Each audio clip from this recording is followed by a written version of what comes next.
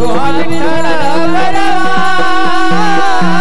तुहा माधव बरवा रूप पाहताला जनी सुख झाले झाले तुहा विठ्ठल बरवा तुहा माधव बरवा रूप पाहताला जनी सुख झाले झाले तुहा विठ्ठल बरवा तुहा माधव बरवा बहुत सुकृताची थोडी म्हणून विठ्ठली आवडी तुहा विठ्ठल बरवा तुहा माधव बरवा बोला सुकृताची थोडी म्हणून विठ्ठली आवडी तुहा विठ्ठल बरवा तुहा माधव बरवा सर्व सुखाचे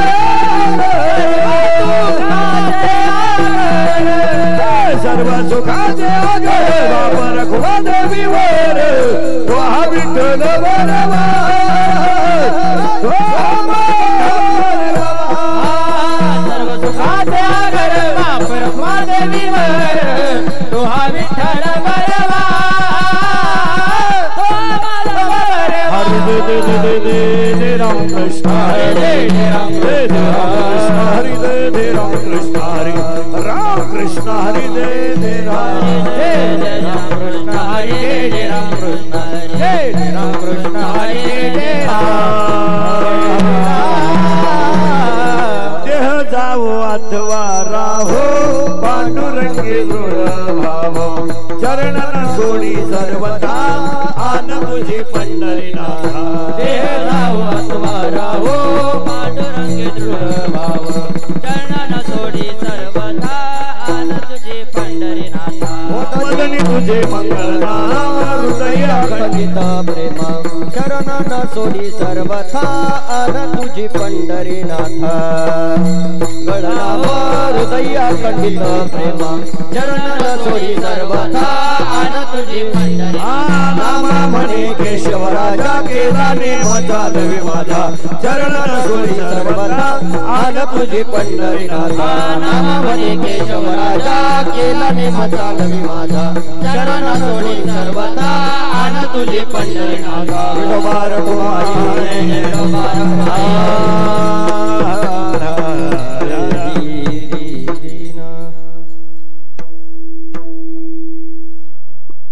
देह जावो अथवा राहो देह जावो अथवा राहो देह जावो अथवा राहो देह जावो अथवा देह जावो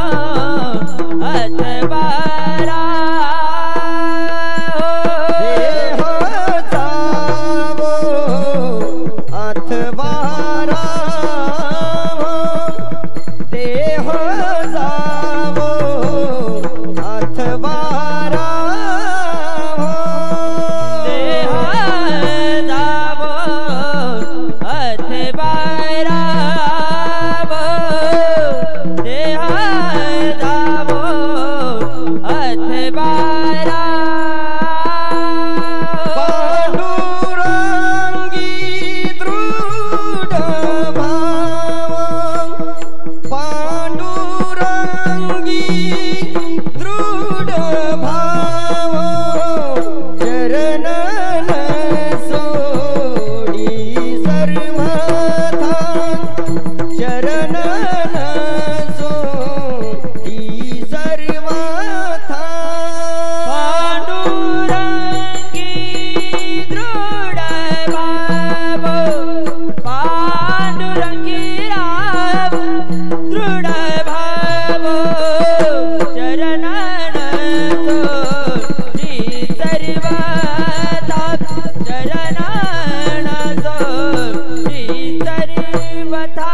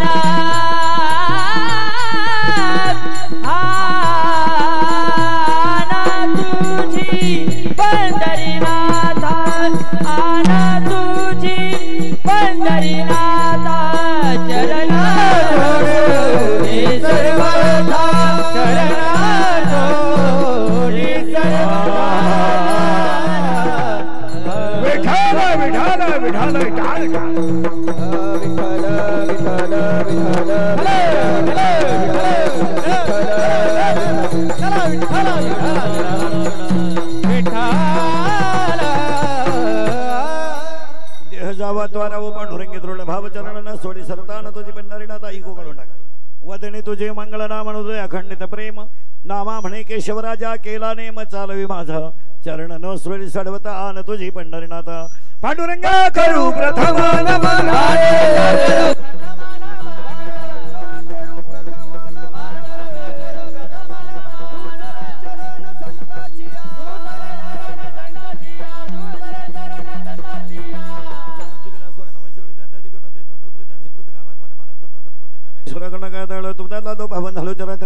देह जावा त्वराव पांडुरंगे चरण भाव चरण सोडी सर्वता तुझी पंढरीनाथा वंदने तुझे मंगल नाम हृदय अखंडित प्रेम नामा म्हणे केशवराजा केला नाही चरण सोडी सर्वता आन तुझी पंढरीनाथा विठ्ठल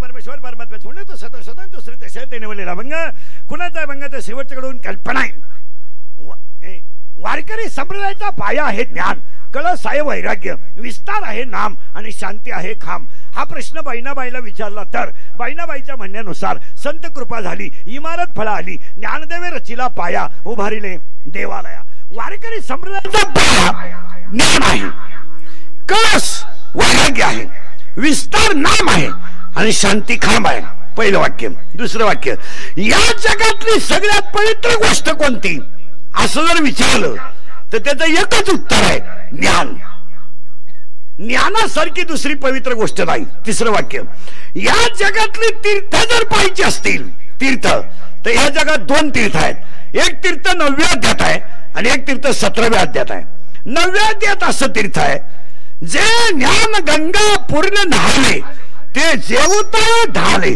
जे ज्ञानाच्या गंगेत न्हाले ते आतूनही पवित्र आणि बाहेरून पवित्र पहिलं वाक्य दुसरं एक तीर्थ 17व्या अध्यायात आहे सकळ तीर्थाचे धुले जी एका माता पित्रे म्हणजे ज्याने आई बापाची सेवा केली त्याने तीर्थाला जायचं नाही पहिलं वाक्य आणि ज्याच्याकडे ज्ञान आहे त्याने तीर्थाला जायचं नाही आणि ज्याच्याकडे दोन्ही नाही त्याने घरी थांबायचं नाही सारखं बोंबलं दिंडायचं रोज एक देव ज्याच्याकडे ज्ञान आहे एक वाक्य नीट आहे का काशीला गेल्यावर मोक्ष मिळतो पण काशी करणारी मंडळी नियम आहे का महाराज मंडळी गायक वादक काशीला गेल्यावर गावात परत यायचं नसतं असा नियम आहे तो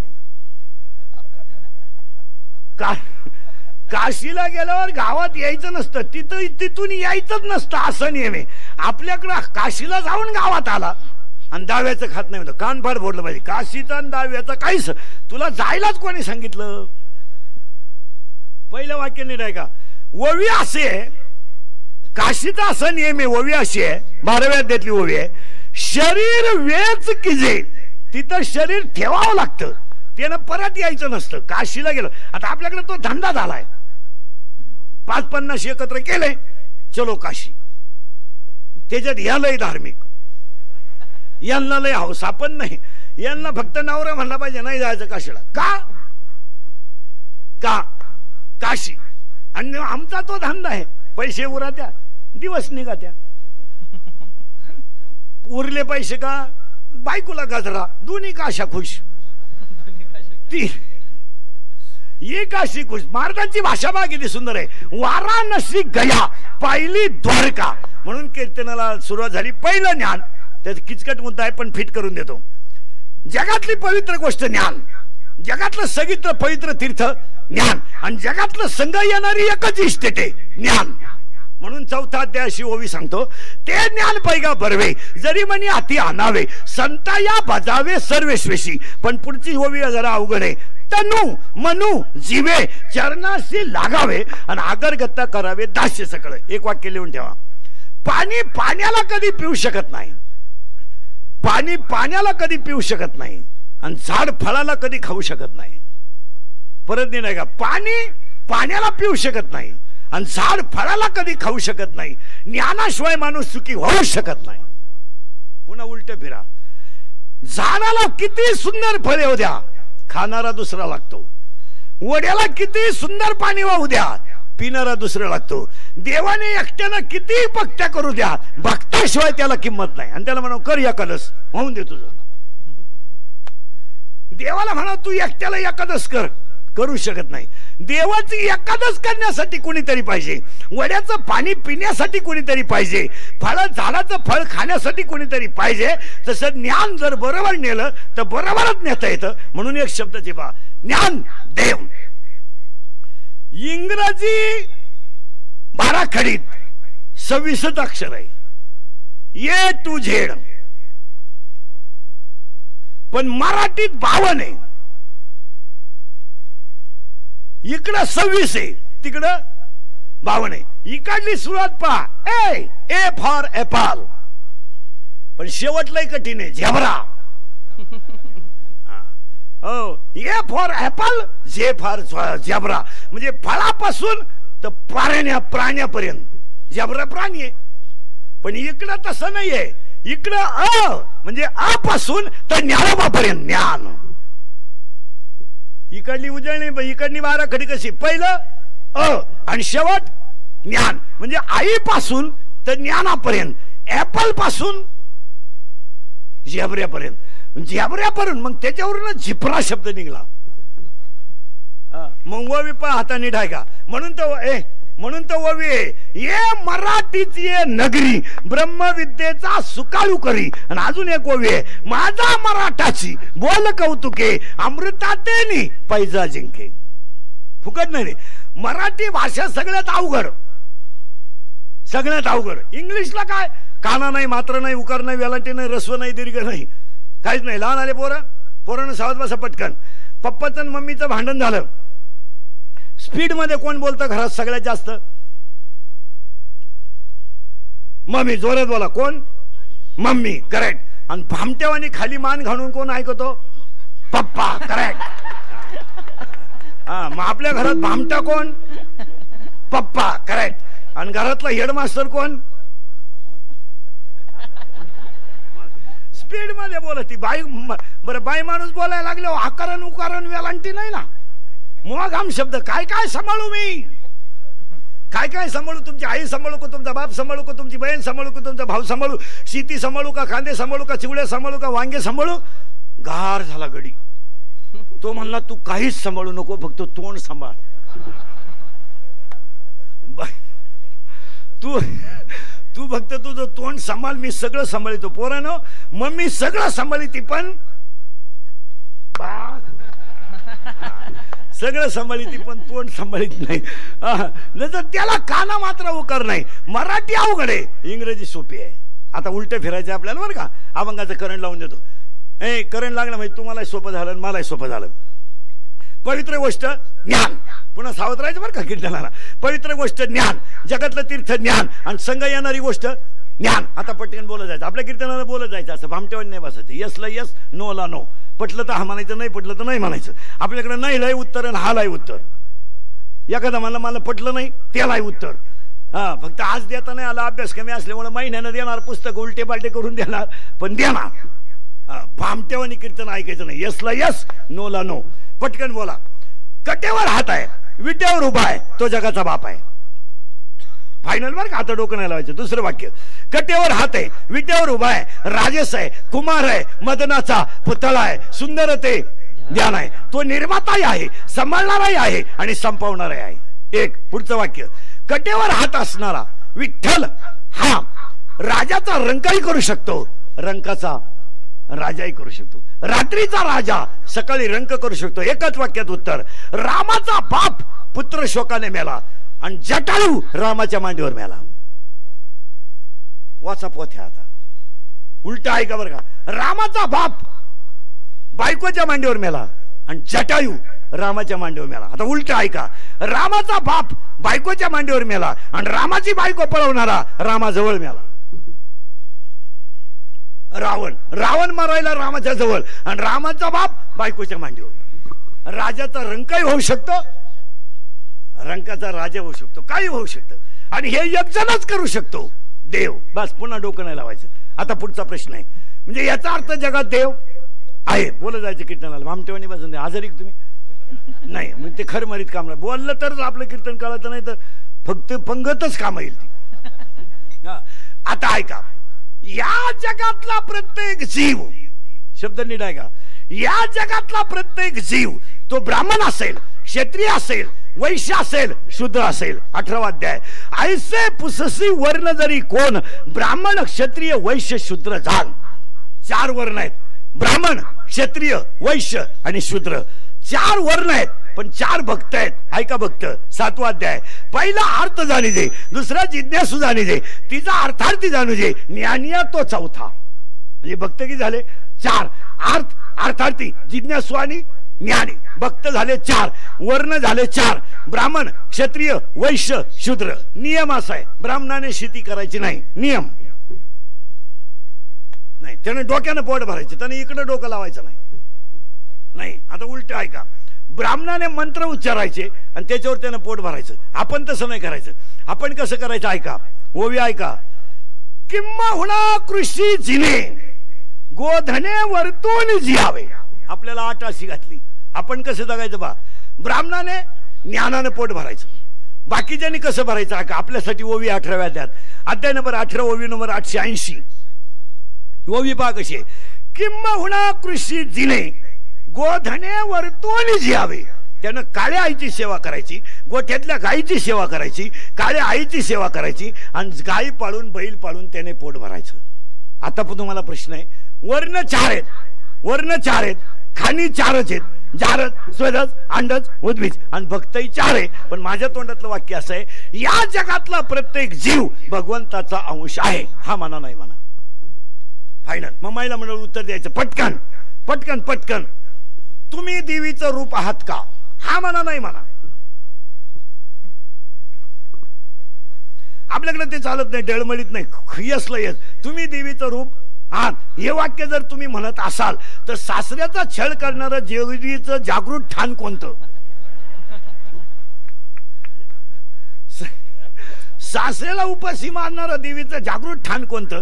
तुम्ही सासूचा आणि सासऱ्याचा छळ करता. याचा अर्थ एकच वाक्य आहे का, सासू मधलं जे चैतन्य आहे ते तुमच्यात आहे, फक्त तुम्हाला त्याचं ज्ञान नाही.